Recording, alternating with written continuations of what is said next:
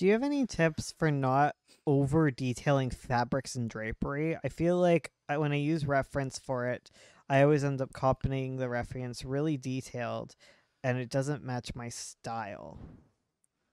Um, Try doing some exercises where you use like grab a reference, right? And try using like as little detail as possible to show the drapery. Um, and just see like how simplified you can make it, and then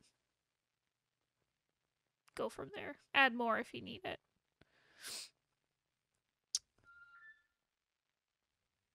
I don't know if Tell that us the helps. ways of fabric.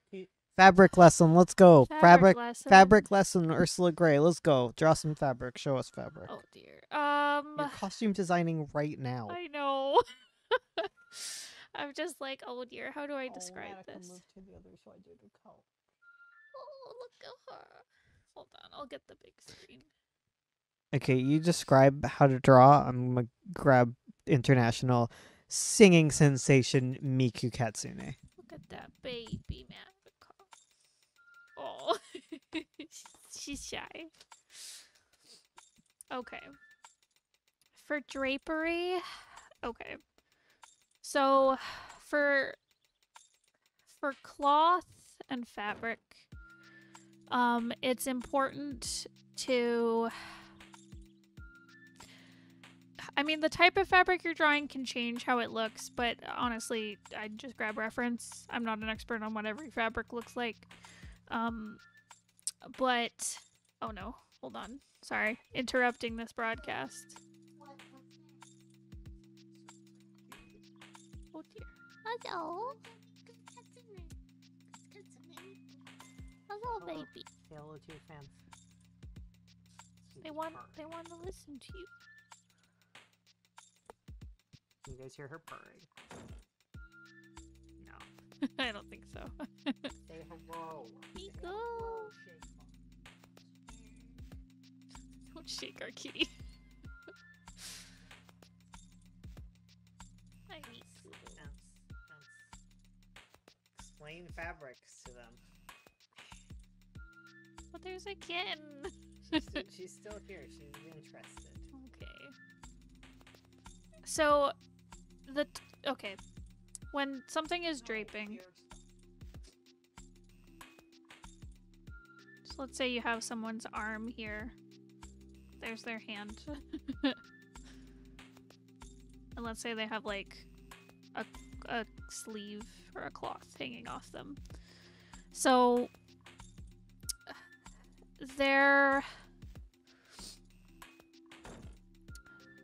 unless there's like a crease or something, there won't be very many wrinkles and creases where the fabric is resting like on top of a surface. So think of like a tablecloth, how like on the table on top it'll generally be pretty smooth, but as it falls it like bunches, especially if the cut of the fabric doesn't like match the shape that it's draping off of, and it tends to drape off in cones. So if I have a long like, I don't know, towel or something, then there's gonna be cones coming off of it that'll have like a round bottom generally. I mean, it depends on the fabric you're working with, but like,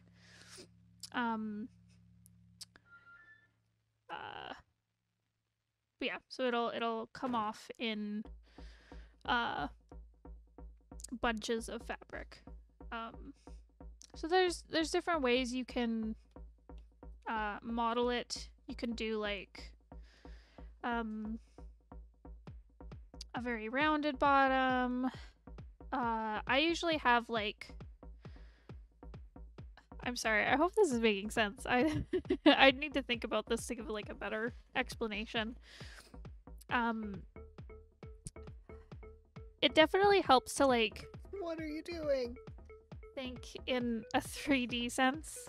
Sorry, she's holding onto the microphone. Aww.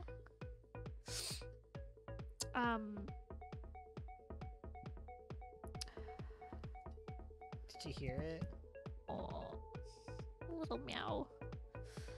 Gosh, is any of this making sense? You're doing great. Thanks. Anyways, it'll hang down in ruffles. Do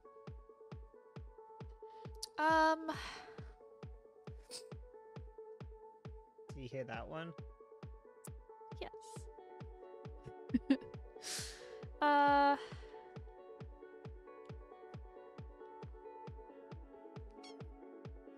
Oh, little meow. She looks really silly right now. Obviously fabric like crinkles at like joints and stuff. And